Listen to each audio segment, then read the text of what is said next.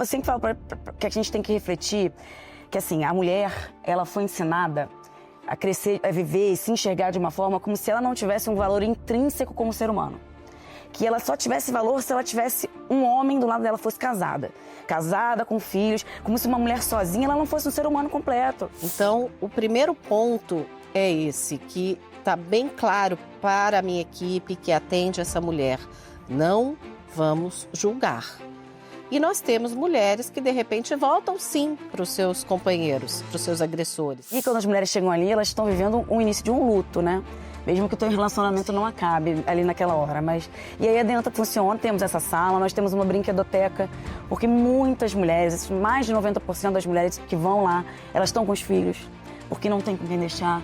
E aí a gente busca não revitimizar essa criança, porque ela fique ouvindo, né? Sim. Aquele sofrimento que a criança absorve, por mais pequenininha que seja, ela tem. Olá, sejam muito bem-vindas a mais um episódio do Papo Delas. Hoje nós vamos falar sobre um tema urgente, o combate à violência contra a mulher.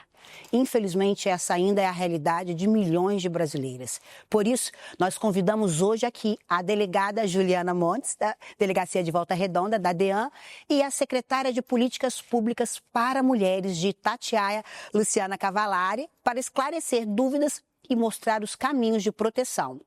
Obrigada por estarem conosco, meninas. Uma honra tê-las aqui. Esse tema é muito importante e nós temos que falar. Já passou o mês de agosto, né, que é um mês específico do combate, mas o combate é diário, né?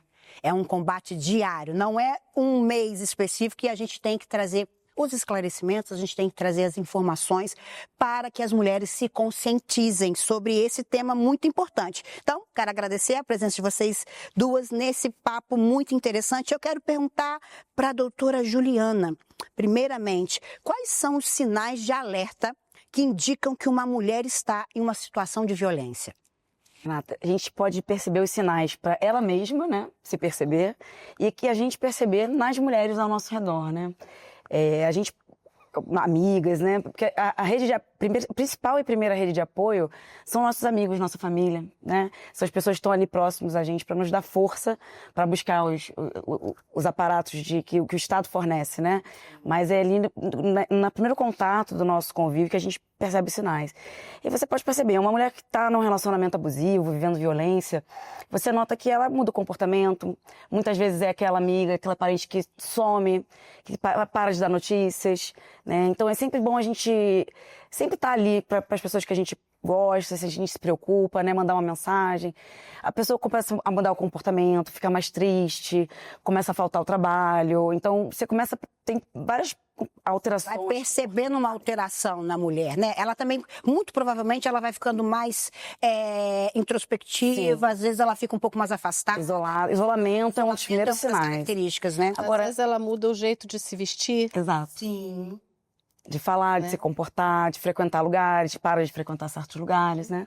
A vida pública dela diminui muito, isso é muito comum. Agora, às vezes a própria mulher, para ela se perceber numa situação de violência, demora, né? Sim. É difícil você ver os sinais do outro e em você, né? Eu sempre falo, num relacionamento, que você não pode ser você mesma, se você não pode viver a sua verdade, se você não pode, se você se sente oprimida, se você se sente pisando em ovos, se você já não... Mudar o seu jeito para ser aceita, ou se você tem que se diminuir para caber na caixinha do outro. Exatamente. Já está errado, isso, né? É o primeiro sinal, porque primeiro que a vida é muito curta pra gente nós não sermos nós mesmos, né? E nenhum relacionamento, em nenhum lugar vale a pena isso, né?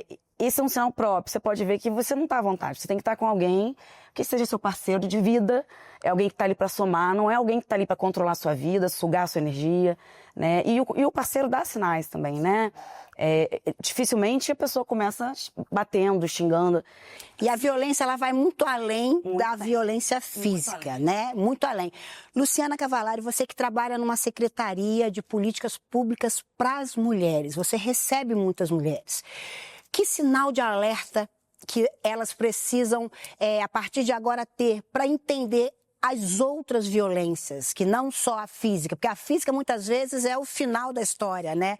Começa com uma agressão verbal, começa com um questionamento sobre a mulher? Conta um pouquinho pra gente, como é que Então, eu acho que ela começa de uma forma sutil.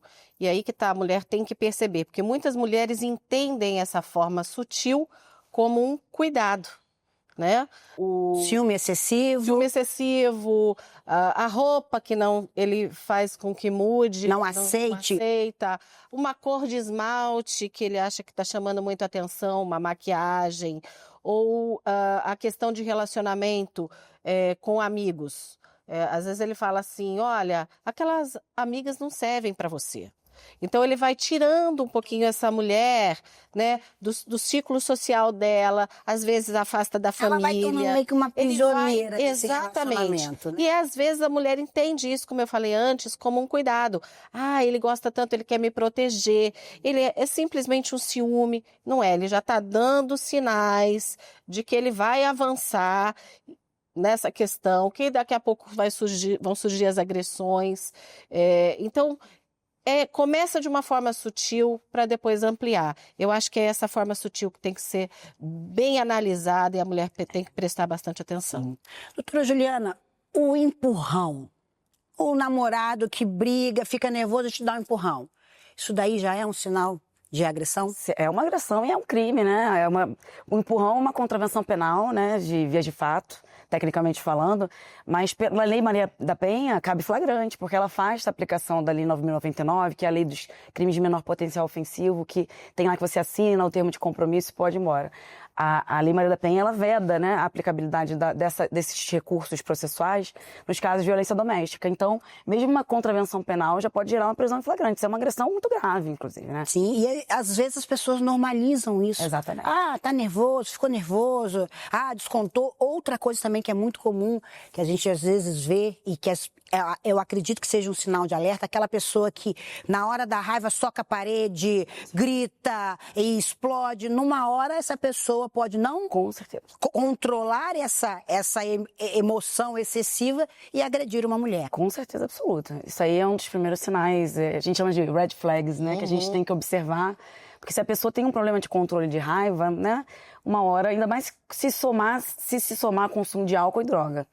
Que é muito comum, Aí né? potencializa, Aí potencializa, a pessoa perde o senso, né? E se justifica, né? Isso É, pode atrás de um vício, de uma bebida ou qualquer outra que não é justificável, até porque Não é justificável. todo mundo que bebe, usa droga, que sai agredindo os outros por aí, né? Então, não é culpa. Mas é claro que isso, inegavelmente, é um fator potencializador. A gente observa que nas datas festivas, Natal, Carnaval, onde as pessoas bebem, finais de semana, Jogo de futebol. aumentam os casos, assim. Sério? Olha, Quadriplicam os registros de ocorrência na delegacia. meu Deus.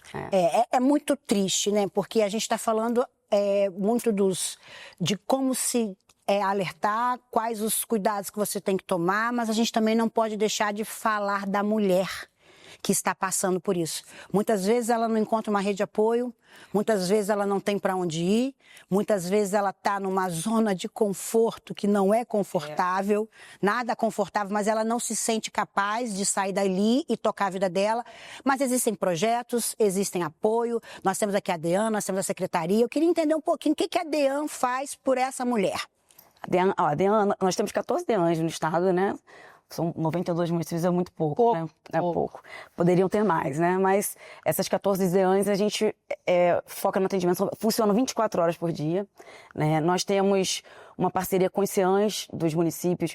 Então, por exemplo, lá na DEAN de Volta Redonda tem uma psicóloga cedida pelo CEAN de Volta Redonda, que tem uma sala própria, uma sala de acolhimento, que faz esse primeiro acolhimento da vítima, que, sinceramente, ali naquele momento é o que ela mais precisa, é o essencial. Ali o trabalho policial vai se desenrolar, mas a mulher precisa se sentir acolhida, porque a violência doméstica é um tipo de criminalidade muito diferente.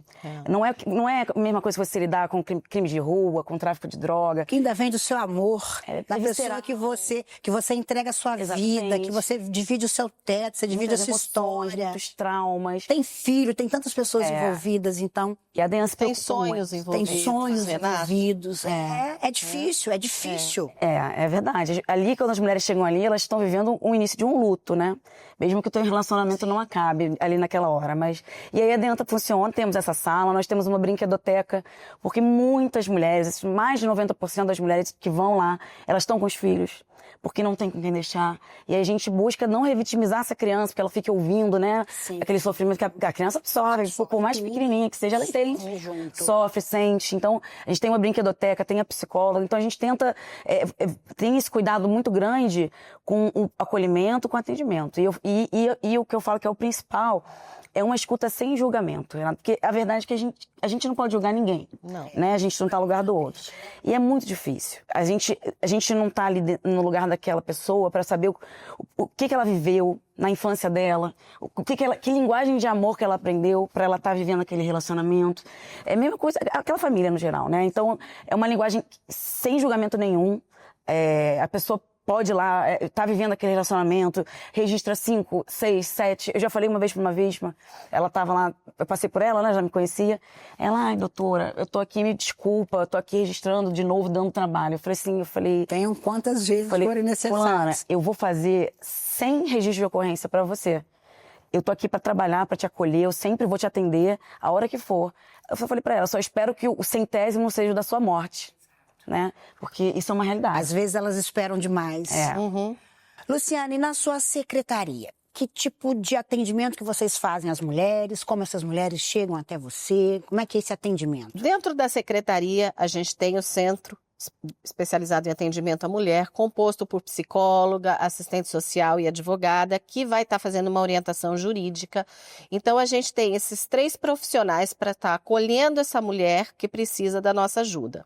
Essa mulher que chega lá, ela não necessariamente precisa fazer um registro de ocorrência. Ela só vai fazer se ela quiser, se ela tiver preparada para isso. Então, a gente vai estar acolhendo essa mulher independente de um registro de ocorrência. Se ela quiser, a gente vai estar acompanhando na delegacia para aí, então, fazer o registro, mas não é uma coisa necessária para o atendimento. E a gente vai acompanhar essa mulher durante todo esse tempo que ela precisar para se fortalecer, para romper com esse ciclo de violência. Que não é fácil, as mulheres precisam, porque a gente geralmente carrega muitas obrigações. A mulher moderna, eu falo que ela não ganhou espaço na sociedade, ela ganhou mais um para atuar, porque a gente continua com todos os anteriores, a gente tem que ser esposa, a gente tem que ser mãe, a gente tem que ser filha, a gente tem que ainda ser profissional, estar dentro dos padrões, estar antenada com toda a questão digital que o mundo não para e você precisa o tempo inteiro se atualizar e ainda, às vezes, por ser, talvez, não gosto dessa frase, o sexo frágil, acaba sofrendo muito, porque a mulher carrega os filhos, ela muitas vezes não tem para onde ir, ela não sabe o que fazer. Eu acho que nós estamos muito longe de ser o sexo frágil. A gente é um sexo muito forte. Sim, mas porque a gente aguenta uma carga extremamente complexa, grande, né? E não é para qualquer um.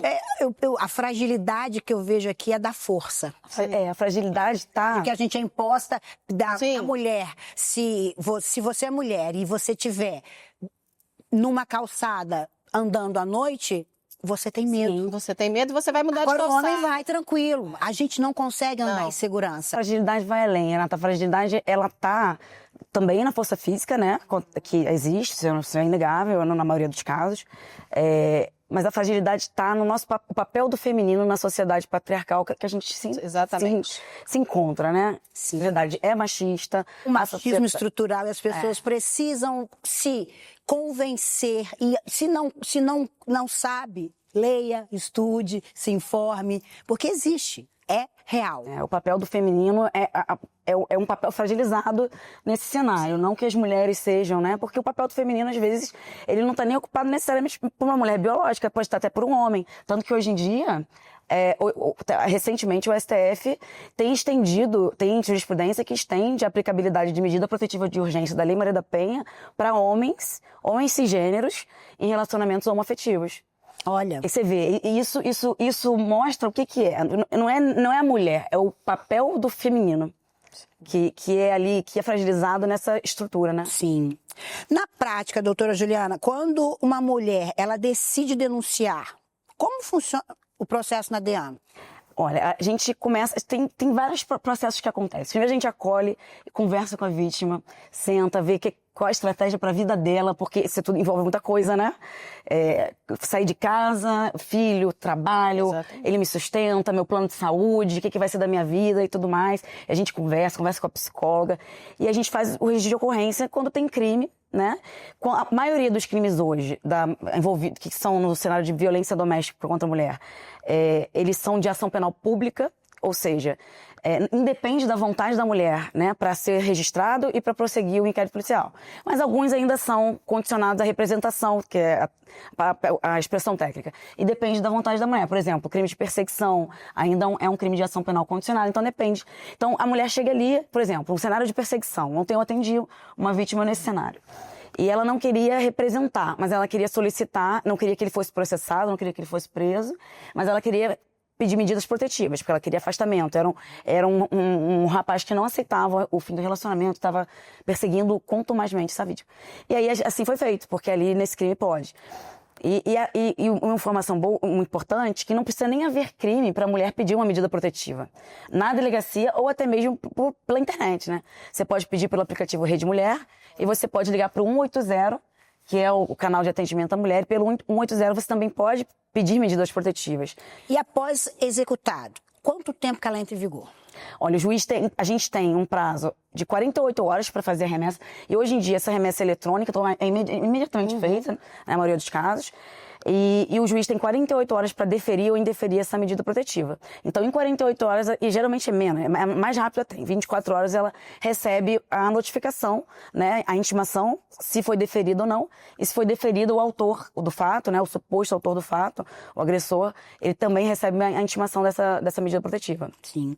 Luciana, dessas mulheres que você atende lá na secretaria, existe uma proporção de mulheres que voltam para esses relacionamentos? Existe. E como a Juliana falou, a gente não pode julgar. Então, o primeiro ponto é esse, que está bem claro para a minha equipe que atende essa mulher. Não vamos julgar. E nós temos mulheres que, de repente, voltam sim para os seus companheiros, para os seus agressores. Por razões, às vezes, financeiras, até por amar. Achando que vai recuperar. Achando que vai mudar e que vai conseguir transformar. Né? Então, razões diversas. Elas voltam, sim. Não cabe a gente julgar essa atitude, mas o trabalho que a gente faz lá é para fortalecê-la, para fazer com que ela entenda que ela está vivendo uma violência, para fazer com que ela rompa esse ciclo e que ela consiga caminhar sozinha. Esse é o trabalho que a gente faz. Mas, às vezes, nós vamos ter mulheres também, já tivemos e vamos continuar tendo, mulheres Sim. que vão voltar para os seus agressores, né? E elas depois voltam com queixas novamente? Algumas? Já voltam. É comum. A gente já teve bastante reincidência. Sim. Eu queria deixar também que, além do Rede Mulher, tem o aplicativo da Lei Maria da Penha. Sim. Que também a mulher pode baixar e pode solicitar ela mesma a medida protetiva, né? Tem o aplicativo da Rede Mulher, da Lei Maria da Penha, ou através aí das delegacias. Hoje, doutora Juliana, teve algum avanço? Porque uma vez eu lembro de ter visto uma reportagem de uma mulher que ela já tinha denunciado o marido, ela tinha medida protetiva e o marido matou ela. E o repórter que estava apresentando aquela notícia, ele falou, mas é só um papel. E aí, existe alguma coisa que a gente possa fazer? Existe. Hoje tem um aparato estatal que ele envolve as medidas protetivas, né? Então a gente tem as patrulhas Marias da Penha, da Polícia Militar e da algumas guardas municipais tem a patrulha que fazem um serviço similar e se complementam. E elas trabalham com essa fiscalização, então eles ficam em contato direto com a vítima, eles vão à casa, fazem um acompanhamento, uma fiscalização, é um trabalho muito grande, né? Claro que a gente não consegue estar em todos os lugares a todo tempo, mas o Estado tenta ao máximo possível. Tem as salas lilás dentro do Tribunal de Justiça que fazem também esse acompanhamento através de assistentes sociais e psicólogas. Então a mulher, ela é acompanhada, se ela sumir, sumiu. o pessoal vai atrás, faz uma busca ativa dessa mulher. Ela fica ali sendo acompanhada, né? Fica sendo Depois acompanhada. que é feito o registro, é feito o acompanhamento para ver como E é que o homem também, né? Hoje em dia, nós temos, já tem um tempo essas políticas, né? Um cuidado voltado pro homem. Porque ele é uma pessoa nitidamente que precisa de ajuda. Ninguém leva violência, vive num lar violento, agride seus familiares. Se for uma pessoa mentalmente saudável, né? Muitas pessoas são mais, tem pessoas mais, mas não é o geral. Você vê que ali são pessoas que são frutos dessa cultura. dessa cultura sofreram. Exatamente. Sofreram com isso, foi o reflexo às vezes da educação. Exatamente. Foi o que ele viu o pai fazendo, isso. vivenciaram isso e acabam replicando, né? Normalizaram a violência. Só que não é porque o pai fez, a mãe fez, não é porque você viveu isso, você não gostava. Nós temos com certeza. Quando criança, quando a gente presenciar uma cena dessa, não é uma cena bacana, não é uma cena agradável. Então, por que replicar? Por que continuar praticando a agressão? E aí, junto com as medidas, tem as rodas de conversa que os agressores reflexivos. participam. Que legal. Os homens são muito resistentes ainda, né? Sim. Mas os que frequentam, você vê que é um índice quase zero de reincidência. Que tá? legal. É muito salutar. São atendimentos com psicólogos, rodas de conversa. Porque esse é o peso do machismo para os homens, né? É um dos maiores pesos. Porque o machismo é uma estrutura que ela é cruel muito com as mulheres, mas com os homens também não é bom. Não é bom. Isso adoece os homens, essa cultura de que os homens têm que estar sempre mostrando força, performando, têm que prover, eles não podem demonstrar sentimentos, eles não conversam. Então, poucos homens têm amizades entre si que conversam, que desabafam sobre sentimentos, falam sobre seus traumas. Então, isso tudo vai para onde? Vai indo para debaixo do tapete, isso reflete uma violência no final, né?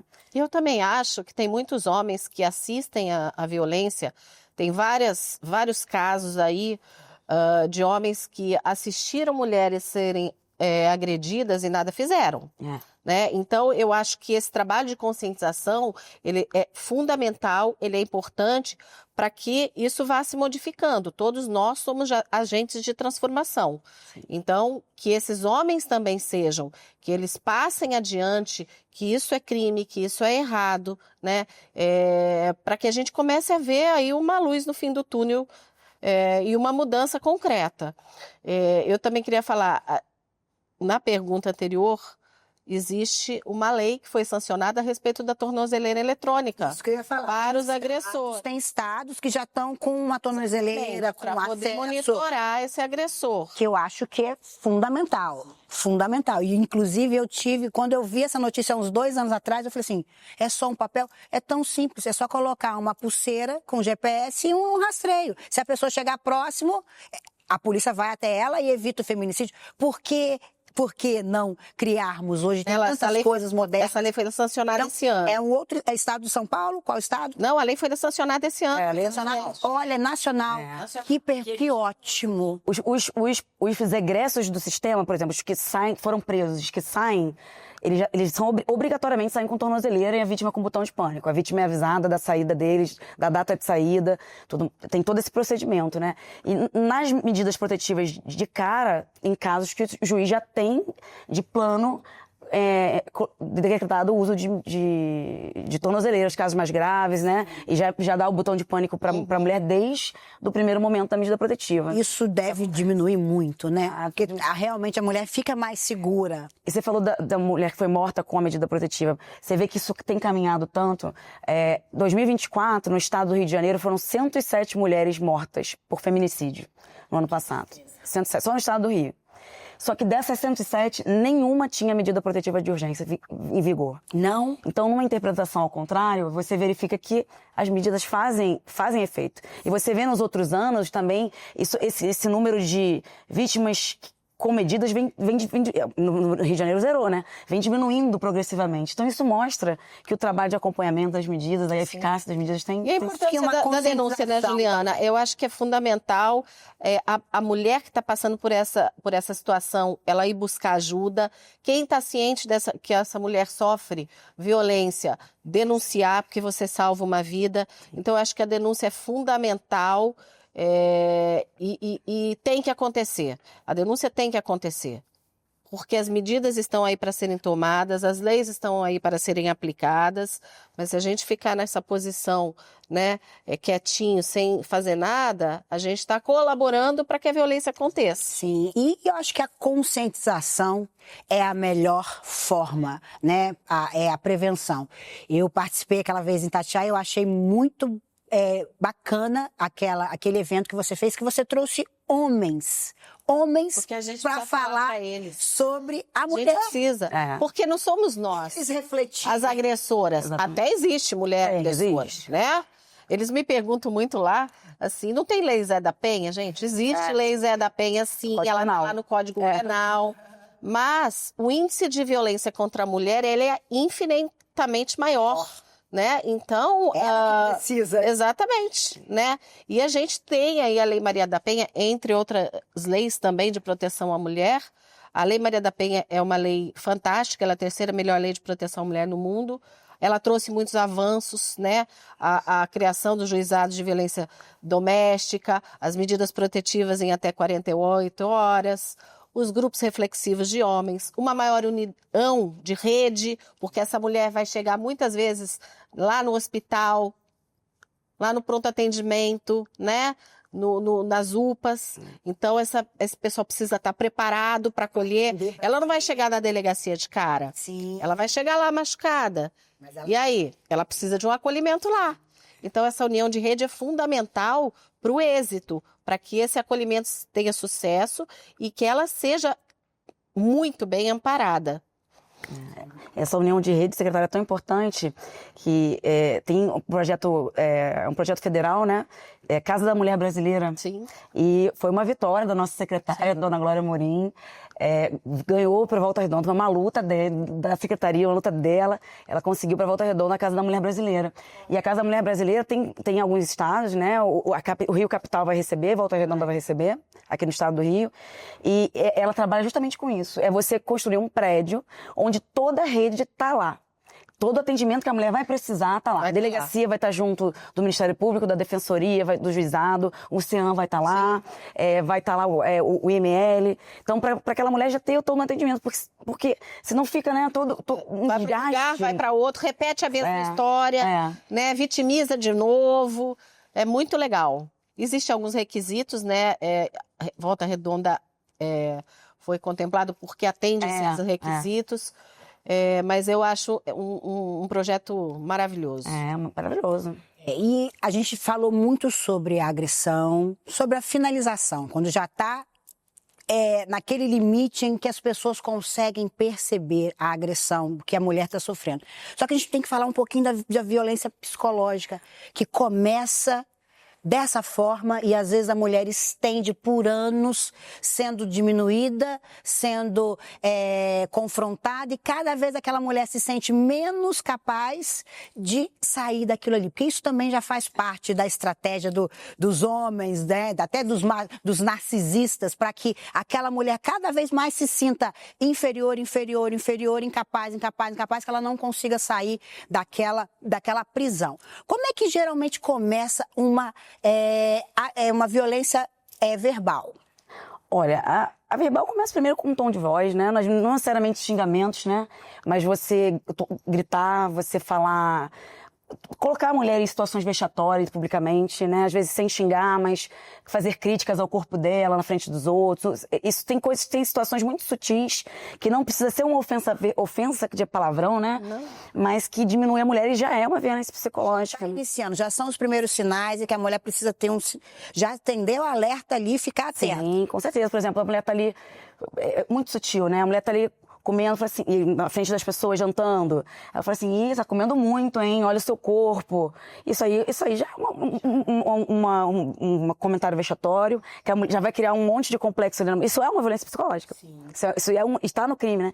E o crime de violência psicológica, que é recente, a tipificação foi uma vitória da Lei Maria da Penha, né? Porque a Lei Maria da Penha traz a violência psicológica desde muitos anos atrás, né? Como uma das formas de violência. E foi se dando luz, falando sobre isso, para as mulheres se enxergarem que, meu Deus, isso não tá certo, porque é uma cultura, né, que a gente acha que muita coisa que a gente passa, piadinhas machistas, comentários inadequados sobre a nossa aparência no nosso ambiente de trabalho. Menosprezo. Tudo isso são formas de menosprezo, de humilhação, que são muito sutis e acontecem. E o crime de violência psicológica, eu sempre leio, se você me permitir, eu abro aqui e leio, porque eu acho muito interessante a gente refletir nas palavras que constam nele. Isso é muito importante, porque a gente não percebe. Exato. Ou melhor, a gente foi acostumada a mulher a ceder, a Exatamente. calar, a aguentar, se humilhar, a se omitir, a diminuir, a abrir mão do seu sonho para sonhar o sonho da família, para sonhar o sonho do esposo. A gente foi Permitir criada dessa cobrança. forma. Exatamente. Cobrança. Você vê que as meninas, elas recebem de brinquedo o quê? Uma boneca, uma panela, uma roupinha. As meninas já estão sendo adestradas desde criança Para cuidar. Para cuidar. Isso é Para fato. ceder o seu tempo para o outro. Exatamente. E os meninos ganham o quê? Carrinho, avião. Carrinho, avião. Sabe uma frase que eu acho engraçada? A gente não pode desvalorizar uma mulher que trabalha em casa, porque ela trabalha muito, muito. E isso até, o entendimento sobre isso tem mudado, né? Tem saído decisões aí, revendo essa situação. Então, mas muitas vezes esse homem chega e fala, tá cansada de quê? Não fez nada o dia inteiro? Nossa. Vai lavar Não é? a roupa. Ele chega, a casa dele tá limpa, Exatamente. a comidinha tá pronta, a roupinha tá em ordem, a caminha tá ali direitinha. E ele fala pra ela, você não fez nada o dia inteiro. Não sabe o peso que é cuidar de uma casa, educar os filhos, cuidar dos filhos, se omitir. Vamos fazer conta, porque hoje em dia só tem valor o que é monetizado, né? Não é? Então vamos fazer uma conta. Tira essa mulher da jogada, né? Quando eu falo com as mulheres, eu falo assim, vamos fazer todo mundo uma greve, vai todo mundo passar 5 dias no spa. Tira essa mulher da jogada. Quanto esse homem não vai ter que gastar de creche, de diarista para limpar a casa, para cozinhar, para lavar as roupas. Aí a gente coloca psicóloga, porque a mulher faz esse papel também, né? De psicóloga, parceira, motorista. Então, só ali na creche, R$2.000, R$3.000, né? Se for uma creche boa, né? Se você não tiver acesso a uma vaga de uma creche municipal, você vai ter que pagar. Então, uma pessoa para trabalhar na sua casa diariamente, e detalhe, né? Isso é uma diarista, de dia. Sem contar que a mulher faz plantão noturno, né? De noite ela chega no trabalho dela, ela trabalha de noite, atende o homem à noite, atende a família à noite. Às vezes cuida do filho doente à noite, então fica ali verificando se está com febre, como é que é. Então teria já uma hora extra de plantão noturno aí que já é mais remunerado. Sim. Se você botar na ponta do lápis, o valor dessa mulher não sai menos de R$5.000, R$6.000, R$7.000. É uma pena que não são valorizadas. Exatamente. Então eu falei, mulherada, tem que começar a cobrar. Cuida da família, que é o salário. bem mais precioso, cuida dos filhos, educa seu filho, cuida da sua casa, tem tudo ali, além de ter a segurança, a paz, o amor, a prosperidade de uma família. Vamos pensar, vamos refletir. Qual é o papel do homem nessa história? Qual é o papel da mulher? Será que nós temos que conscientizar mais mulheres sobre o seu valor, sobre a sua autoestima? Porque uma mulher que sabe o seu valor, ela não se diminui. Mas nós somos criadas desde cedo com a nossa autoestima. A nossa autoestima é mercado, né? É mercadoria do capitalismo mesmo, né? A gente vê a quantidade de procedimentos estéticos que são vendidos, creme, maquiagem. O homem passa nada na cara. Gente, é uma fortuna de gasto branco. A mulher não pode ter cabelo branco, mas o homem, se tem um cabelo branco, ele é charmoso. A mulher não pode envelhecer, mas o homem é interessante. Gente, a unha, se a gente aparecer sem unha feita, é uma grana que a gente gasta de tempo, de tudo, né? Então, se a mulher tiver um pouquinho acima do peso, e muitas às vezes falam, você não se cuida, eu vou procurar fora de casa. Não é isso. Quantas mulheres não criam distúrbios alimentares graves? Causa da anorexia, bulimia, depressão, por causa dessas cobranças. Isso é uma situação que a gente tem que refletir, né? Sim. E eu falo para as mulheres, assim, tô com crime de violência psicológica aberto aqui, mas o que a gente está falando é o contexto. A gente sofre violências psicológicas da sociedade, né? Assim, da estrutura social, né? Que não só de uma pessoa. E não é só dentro da família. É no ambiente de trabalho. É uma cobrança geral. Em todo lugar. Todo lugar. E eu sempre falo que a gente tem que refletir que, assim, a mulher, ela foi ensinada a crescer, a viver e se enxergar de uma forma como se ela não tivesse um valor intrínseco como ser humano. que ela só tivesse valor se ela tivesse um homem do lado dela, fosse casada. Casada, com filhos, como se uma mulher sozinha ela não fosse um ser humano completo. E isso não existe, gente. Isso é uma mentalidade que é ultrapassada, que foi incutida na nossa cabeça para vender um formato, né, de padrão, de sociedade, de família. Isso não é uma verdade. Nós somos seres humanos fortes, completos, capazes. E nós temos que nos enxergarmos assim. Para quê? Para quando a gente for escolher um parceiro, que é muito bom ter um relacionamento. É maravilhoso você ter alguém, exatamente, para crescer com você, para estar o dia a dia com você, mas tem que ser um relacionamento bom para isso. Então, quando a gente se enxerga e sabe o nosso valor, a gente consegue escolher esse parceiro de uma forma saudável. Vai ser alguém que vai vir para somar com a gente. E não vai ser alguém que vai vir para explorar a gente. Porque muitas mulheres são esposas, o homem casa, para o homem é muita vantagem. Porque o homem casa e foi vendido para a mulher que a mulher tem que casar, né? Ela Só tem que que aceitar. o casamento é uma vantagem muito maior que o homem. Exatamente. Ela tem que Você vê, aceitar. a mulher sonha com o casamento, só que se você pensar o formato de casamento como sempre foi, ele tem mudado, né? A gente vai mudando a mentalidade aos poucos. O formato do casamento como sempre foi, o casamento é bom pro homem. O homem que tinha que implorar, pelo amor de Deus, para casar com as pessoas, né? E a mulher que fica sonhando com casamento, tem que casar, tem que me pedir em casamento. Só que é um negócio muito melhor, porque o homem casa com uma empregada doméstica, né? A sociedade cobra praticamente muito mais da mulher do que do homem, né? Aí a mulher vai trabalhar em casa, vai servir a ele, vai fazer um monte de coisa. E eu pergunto para as mulheres, eu sempre pergunto, falo, quem na sua família, pergunta retórica, não precisa nem responder que eu já até sei. É raro ser diferente a resposta. Quem na sua família cuida dos idosos da sua família? Aí você vai pensar, minha prima, eu, minha irmã, né? Quem cuida das crianças da sua família? Quem cuida das pessoas com deficiência da sua família? Quem cuida dos animais? Quem cuida da casa? Raramente essa mulher vai falar o Eduardo. É sempre o nome de uma ou ela mesma. Aí eu pergunto, e quem cuida de você? E eu lembrei de um fato agora. Olha só que situação. A mulher fica doente, ela é acometida por um câncer, alguma coisa assim. O índice de separação após isso é gigante. Casa Isso é pesadinho. constatado por pesquisas, né? Respeitadas. Eu não vou nem tão longe, Lu. Na minha casa aconteceu isso. A minha filha ficou doente há 1 ano e meio atrás. Ela ficou muito limitada. O namorado dela abandonou. E é comum o homem abandonar. Mas a mulher cuida. A mulher cuida. A mulher fica. A mulher e a gente fica, às vezes a mulher vê casos cuida. de mulheres que não estão mais casadas, mas que voltam e pra cuidam cuidar do seu ex-marido. do ex-marido. Exatamente. Minha família teve assim. Minha tia voltou com meu tio, que é falecido, quando ele teve câncer, só pra cuidar dele. Eles voltaram a morar juntos, voltaram tudo Aí. pra cuidar dele. E o homem Ele não tinha abandona. ninguém. E o homem abandona. Então, homens, mulheres presentes aqui, não é um clube da Luluzinha, nós não queremos fazer apologia a nada. Nós só queremos o nosso direito. É 50%. Só que 50% não caminha sozinho. Precisa do nosso 50% da parte feminina com os 50% do comprometimento do marido, do homem, do companheiro, da pessoa que está dividindo a vida com você, porque não existe um relacionamento onde uma pessoa doa 70 e a outra doa 30. Né? Precisa ter esse equilíbrio, precisa ter essa reflexão. E hoje nós estamos querendo conscientizar sobre o seu lugar, mulher. Sobre o que você pode aceitar ou não.